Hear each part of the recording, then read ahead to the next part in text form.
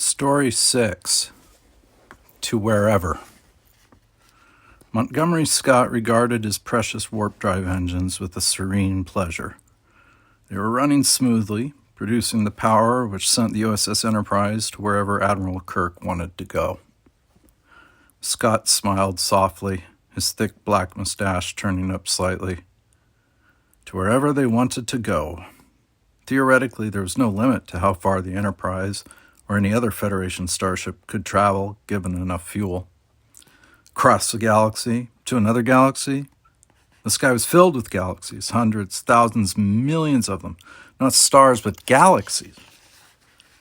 Each galaxy with its hundreds of millions of stars, and most of the stars with planets.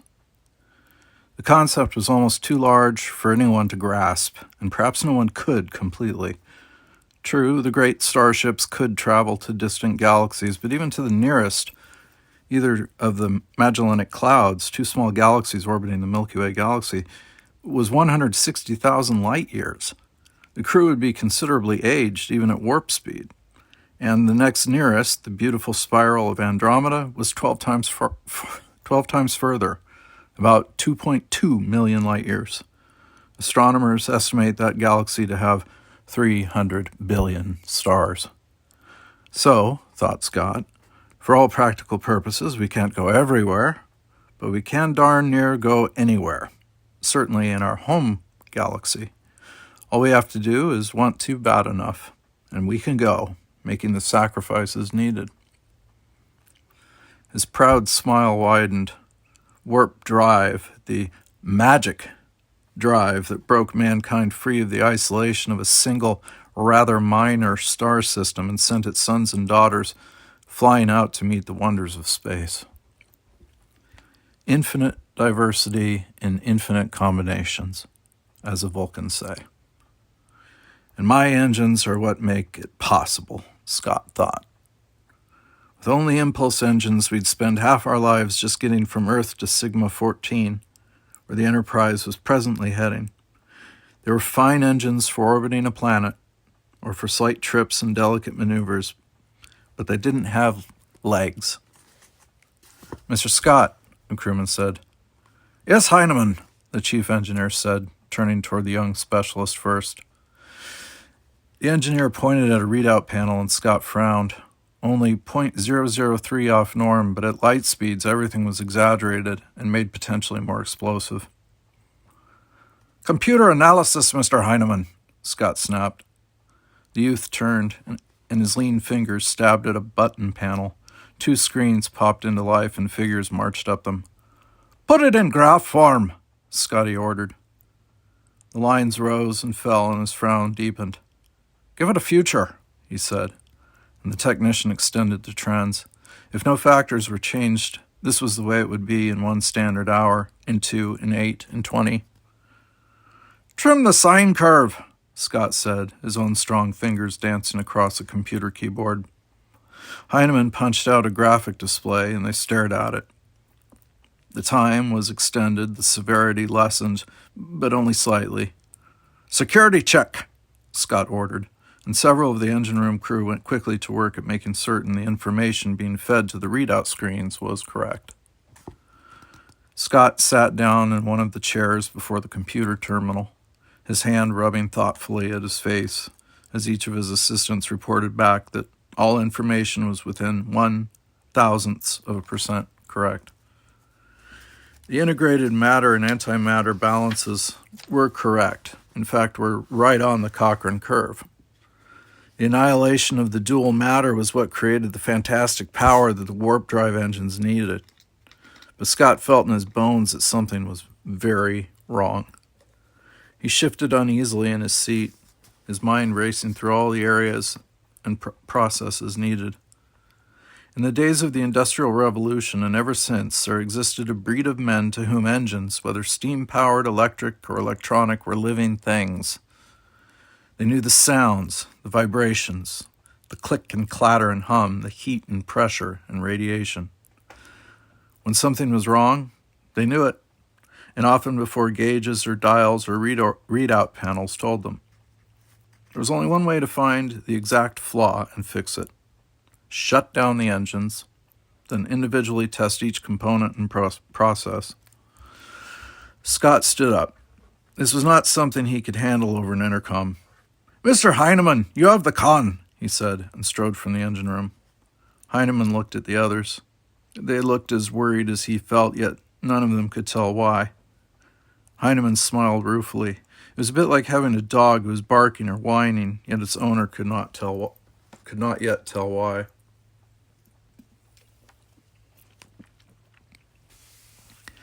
As the hum of the engine room faded, and the turbolift took Scott to the deck which housed the captain's cabin, Scott reviewed the way he should tell Captain Kirk.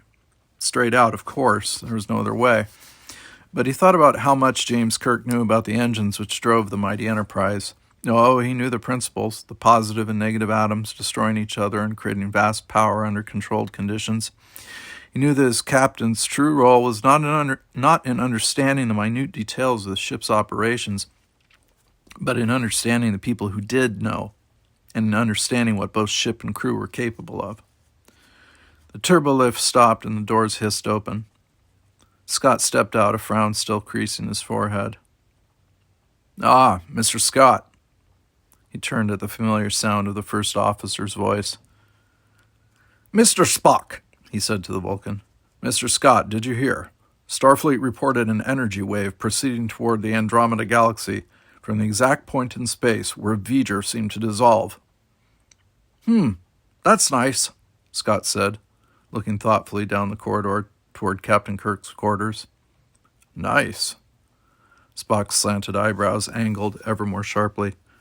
"One of the strangest and greatest constructs in the history of several species turns to energy with a direction, and you find it nice? Eh? What's that, Mr. Spock?" The Vulcan eyed him speculatively. "Mr. Scott, what is the difficulty? Is there anything I might do?" Scott pulled his attention away from the hall and looked at the tall, lean first officer, recalling that Spock was also the science officer, someone with a wider-ranging knowledge of science than his own. "You're going to call me strange, Mr. Spock, but I have me a feeling." "Go on, Mr. Scott. You are hardly known to be given to flights of wild imagination." "It's the matter-antimatter pods, Mr. Spock. They're only 0.003, but I ran a projection.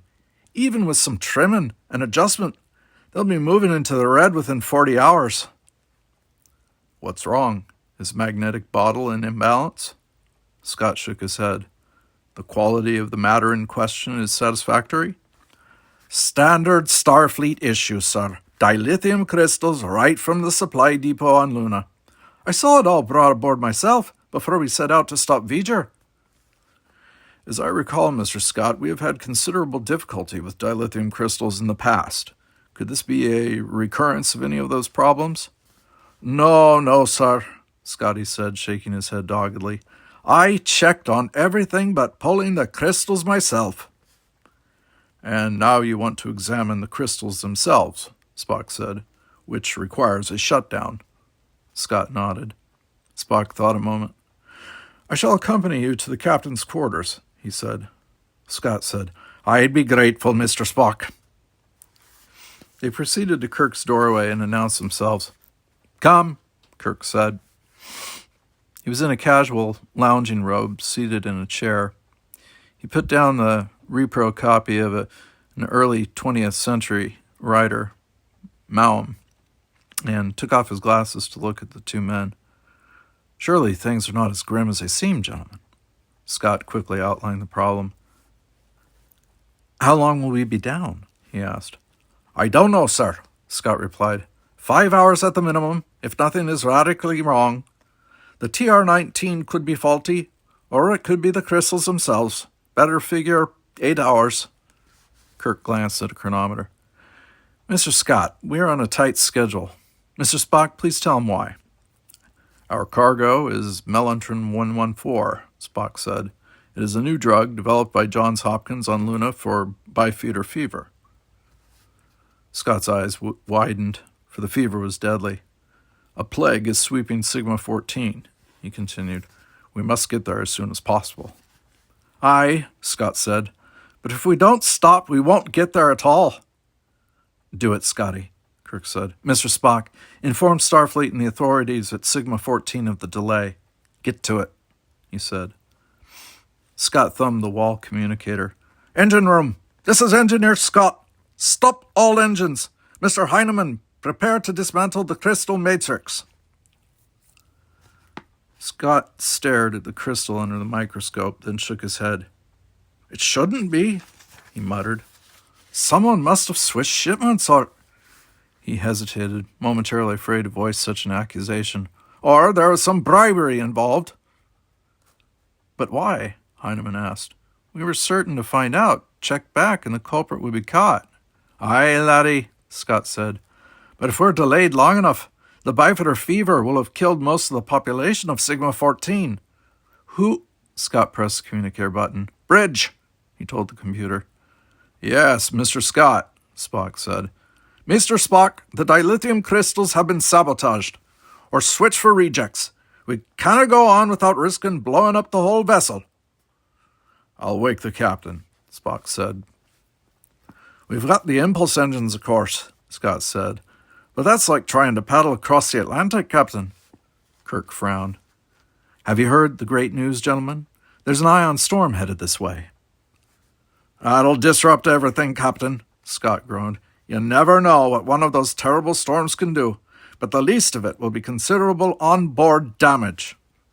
Spock stepped to the terminal and punched up the information, studying it for a few moments. I don't think the impulse engines will get us out of the way, Admiral, he said. It's a very large storm. And we must shut down, Kirk asked Scott, who nodded, his face tense and dark. Very well, then. Mr. Scott, do what you must do, and do it quickly. Mr. Spock, make the ship ready to weather the storm. Specialist First Heinemann set the casing down carefully, and another specialist tagged it. The tagging would make for quicker reconstruction later. Heinemann began to unbolt the next piece of inner shell. Mr. Scott, I've never been in an ion storm before. What can I expect? Hand me that spanner. Thank you. Well, son, the one thing you can't expect from an ion storm is the unexpected.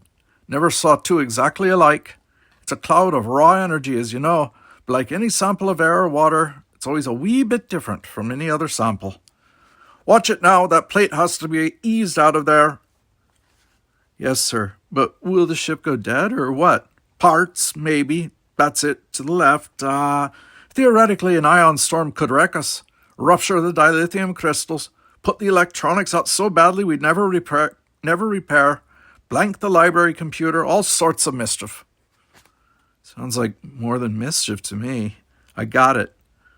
Terry, take this. Easy, hand me the centralizer. Here you are, sir. Aye, laddie, an ion storm is a terrible thing. Normally, of course, you can outrun them, but now we'd better hurry. Time and reality aren't quite the same in an ion storm, and there's talk of an antimatter ion storm, but that's just speculation. Watch that access plate. Sickbay, McCoy. Bones, you ready down there? As ready as we'll ever be, Jim. When the devil will Scott be finished? Not in time to escape it. We'll get the fringes at the very least, and probably more. How nice, McCoy said dryly. McCoy out. Mr. Sulu, the position of the storm? 059 true, sir. About 6 minutes until first contact. Kirk thumbed the ship's intercom. This is Captain Kirk. We are at intersect minus 6 minutes. Spock looked up from his station. Interesting configuration, Admiral. A greater energy intensity than we've seen before. What does that mean, Spock? Unknown, Admiral. Kirk nodded as if that was the expected answer. Batten all hatches, he murmured. Sir? Sulu said, turning toward him. Nothing, Mr. Sulu, just a very old nautical term. Their instrument started recording electrical charges at minus 5 minutes, 20 seconds. At minus 1 minute, 13 seconds, the readings began to vary wildly. The non-critical television circuits crackled and smeared the screens. The critical ship's function circuit scrambled at plus 10 seconds.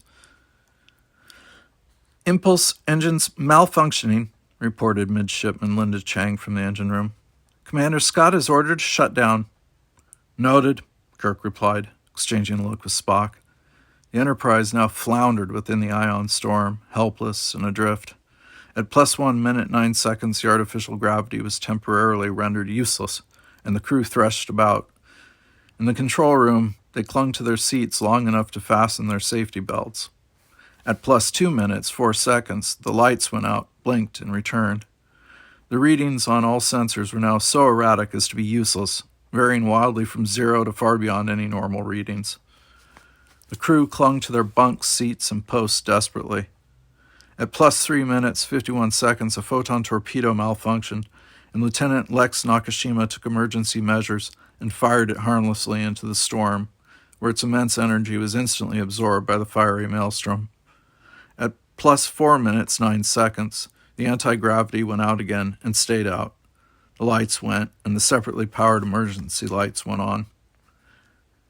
At +4 minutes 38 seconds, the Enterprise received a severe shock, sending weightless crewmen crashing against bulkheads, decks, and overheads. Elaine Granada, the paymaster, was severely injured, as was a shuttlecraft tech. At +5 minutes 3 seconds, reality became something not quite so tangible. Friedman, a security man, saw Sergeant Galloway melt away, reforming into a rather awkwardly designed dragon. Linda Chang saw the nacelles of the ship on her screen writhe. Dr. McCoy watched in horror as his hands rippled and merged with seamless beauty into the skull of the injured paymaster. At +5 minutes 19 seconds, Lieutenant Commander Chekhov sensed the return of artificial gravity and reported it to Admiral Kirk. But the gravity came back stronger than ever, going well past Earth norm and squashing them into their seats, gasping and trying to stay conscious.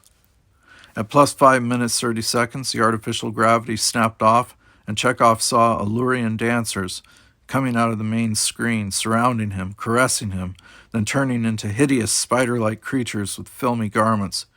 He screamed and kicked loose from his seatbelt and threshed his way to the ceiling, slapping at the apparitions. Admiral Kirk, his own perception of the bridge distorted and twisted, choked out a question in the direction of a sharp-angled blue and gray mass which was Spock at his station. "Spock! What can we do?" The Vulcan's voice seemed to come from a great echoing distance. "I'm attempting to analyze the storm and feed the signal into the system." The bridge walls seemed to run like water, blurring people and instruments. Then the people seemed to stand out like sparkling columns of energy pulsating and vibrating. Beep! A humming filled the air, along with a retching stink. Sound and smell and taste and touch blurred and switched with bewildering frequency. Beep! Words became colors, and objects became sounds and smells. Beep! Kirk thought he was going mad. Beep! Captain. Beep! Captain Kirk. Beep! Captain Kirk. Yes, Sula. The words rolled out of his mouth like great pale balloons floating lazily on the winds of color. Power restored on secondary circuit. Spock. Power on. The words ballooned and burbled as a wave of unreality overtook him. Kirk's mind flowered and grew, overcoming the ship, enveloping the great ion storm, containing it in a pocket of his mind as the rest of him searched for the meaning of life. Beep! The wave flowed on, crashing and splattering, brining Kirk back with a rude shock to the tiny, infantile, present mind he lived in. Secondary circuit, he finished. Beep, beep, beep. Kirk identified the computer. Spock nodded. It's possible, Admiral. There's not enough data to deduce anything. If you will give me time... He stopped as the faintest of smiles crossed his lips, but the others were too concerned with the problems of the moment. Kirk said, That's your department, Mr. Spock. He thumbed his chair arm controls. Damage control, report. Preliminary, Admiral. A few broken bones and sprains when the gravity cut back in. Damage in the galley. Mr. Scott reports a mess in the engine room with parts landing all over. No fatalities. Thank you. Kirk out. He stabbed another control. Sick bay. Dr. Chapel here. Where's Bones? In the middle of an operation, sir, if you'll excuse me. Of course, Kirk out. Mr. Sulu, where are we? Unknown, Admiral Kirk. No references, no stars, no planets, no... Mr. Sulu! Kirk's voice cracked across the bridge as Sulu's voice started to rise. The young officer subsided, taking deep breaths. Sorry, Admiral. Understandable. Anyone anything to report? Uhura spoke up. I think I've got our universe. Put it on screen, Kirk ordered. The scene changed. Instead of an endless spacescape of bobbling blobs, there was one blob, immense and gray with almost seen blurs of color just under the surface. This was nearest us, sir, just to our stern. How do we know if it is ours? Kirk wondered aloud. It was the closest, sir, Uhura said nervously. Sir, it doesn't appear, as large as I thought it ought to, and isn't it getting smaller? We're becoming larger, Spock said, looking up. We left the universe at some speed. We retain that speed, though without reference it appears we are standing still. Eventually, we shall be larger than the universe we left. Kirk stared at him, then swallowed. How can we reverse that? We can't re-enter our universe like this. We'd wreck it. I'm working on it, sir, building a computer model of where we were and what we were doing. But Mr. Spock, Sulu said, leaning forward, the instruments were all reading off, way off. But in a perceptible pattern, Mr. Sulu. They never stopped recording, except when the power was off. Their distortions were the distortions of the ion storm, which I was recording. Spock, Kirk said slowly, are you saying you have a kind of trail back in? A reverse trail using the decoded distortions? Not exactly, Admiral, but that's close. He thumbed the ship's intercom. Engine room. Mr. Scott. Aye, Mr. Spock? You'll be wanting to know how long, is that it? Yes, Mr. Scott. We shall need both the impulse engines and the warp drive. Dunno, Mr. Spock. The bits and pieces are all over. I have the whole black gang picking them up, but I found the trouble. It was a dilithium crystal, sir, or one, anyway. Must have slipped past the inspectors. I'll be raising a bit of Cain when we get back to Starfleet. Kirk broke in. Scotty, you do know where we are, don't you? Oh, hi, Admiral, but I have every confidence in you and Mr. Spock. We've been in this kind of trouble before, and we've gotten out.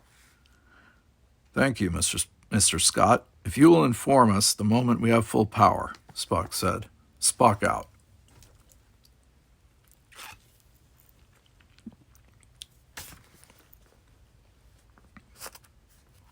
Kirk rubbed a hand across his face. Scotty had referred to when a transporter had malfunctioned during an ion storm, and he, Scott, McCoy, and Uhura had been sent into an alternate universe where a galactic empire existed, the mirror image of the benevolent Federation. Looking at the blobs of grayness outside, Kirk thought he understood how that could have happened. Perhaps another universe had touched theirs at that precise moment, and the malfunctioning transporter had sent two parties into different ships. Spock, do you remember how we got back from that Galactic Empire ship? Yes, Admiral. It is on that theory I am working. In that case, there were two transmitters and two receivers. In our present case, there is no receiver. So I am attempting to use the ion storm as our target and make the entire ship a transporter field. Can that be done? Chekhov asked. Given sufficient power, yes, I believe so, Spock said, his fingers on the buttons of his console. Charts, figures, columns, and calculations rolled across his screens. He seemed one with a library computer, drawing from its vast resources 100 different bits of needed information. The minutes passed slowly, and the universe behind them seemed to shrink. The minutes became hours, and the Enterprise was as large as the universe itself. Chekhov leaned across and whispered to Sulu, "We could come back millions of years later, you know." Billions, maybe. Maybe that universe is shrinking, falling back to the cosmic egg, to the collapse of everything. Ready again for the Big Bang. Sulu swallowed hard. I hope you're wrong. Chekhov nodded grimly as he sat up again. So do I. Bridge! Yes, Scotty? Ready in 5 minutes, more or less. New crystalline. There's nothing much wrong with the impulse engine, sir. Just a blown circuit.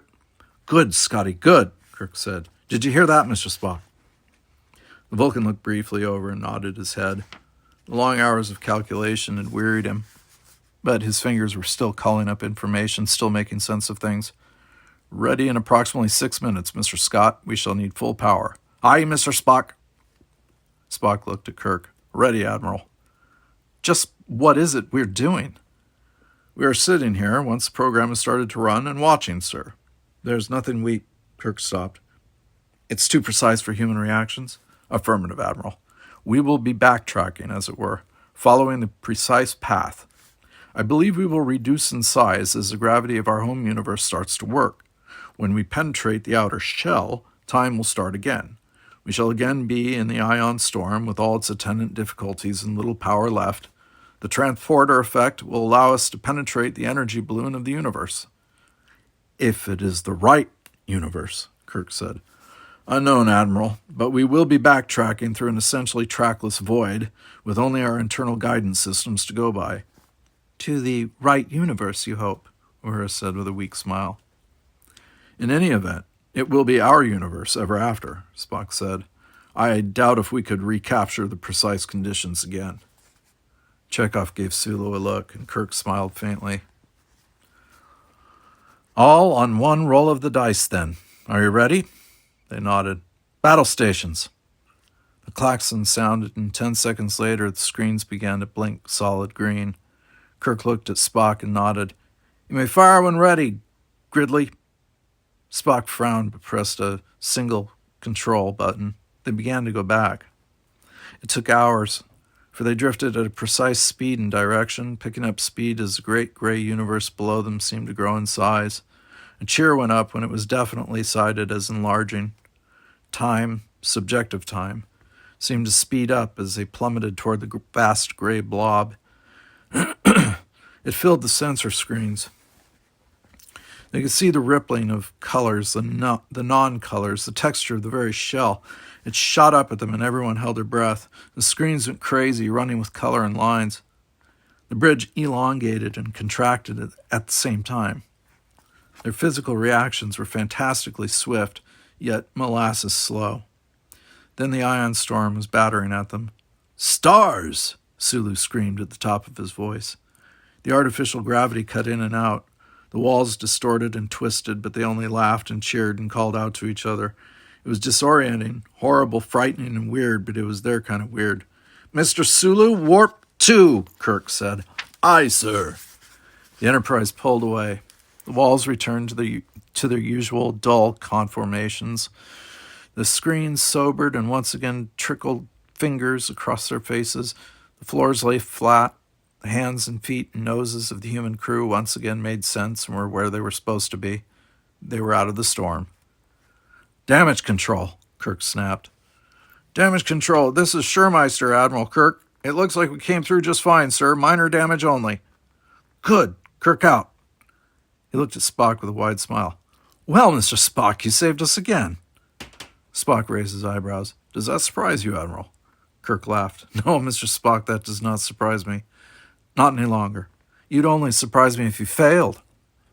Then I am to assume, Captain, that a comfortable dullness would be an admirable state. Well, yes, I guess you could say that. Fascinating, Spock said. Admiral, I've contacted Starfleet, Uhura reported. Our Starfleet? Kirk asked anxiously. Are we back in the same time? Yes, sir. Their signal is weak and breaking up because of the ion storm, but I've checked. We're home. More cheers went up all over the ship. Kirk thumbed the intercom. This is the captain. We're going to have a homecoming party, and I'm buying. In the engine room, Montgomery Scott wiped his hands on a bit of waste, then rinsed them off in the sonic wash. He was quiet and tired. Leaving Heinemann in charge, he took a turbolift to E-deck and walked along until he came to a port. It wasn't a screen, but an actual glass steel window looking out at the stars. He drank in their multicolored beauty until he was almost giddy. My engines, he thought. They brought us back from further than man had ever gone. My ship, my people, my stars. Montgomery Scott felt very good and very tired. Aloud, he said, "As Mr. Spock might say, fascinating." Scott walked away, back toward his quarters.